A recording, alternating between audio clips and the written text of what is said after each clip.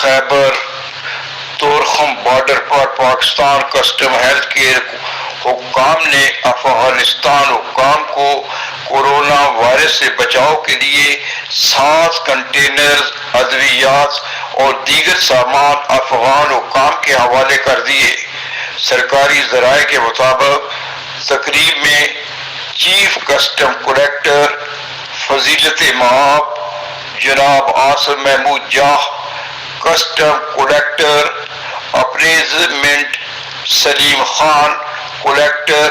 preventive Kamran, commandant Khyber rifles colonel Rizwan Nazir, lieutenant colonel Jafar, deputy collector appraisement Umair Zahid, deputy collector transit Amanat Khan, assistant collector Zahid Khan,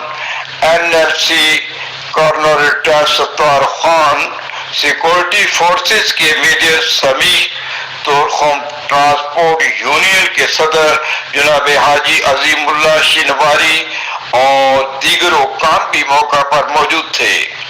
Afghanistan حکام کو Pakistan custom حکام کی طرف سے کورونا وائرس سے بچاؤ کے لیے 7 کنٹینر ادویات فراہم کرنے پر افغانستان حکام نے پاکستان کسٹم حکام کے اس اقدام کو سراہا اور خاص طور پر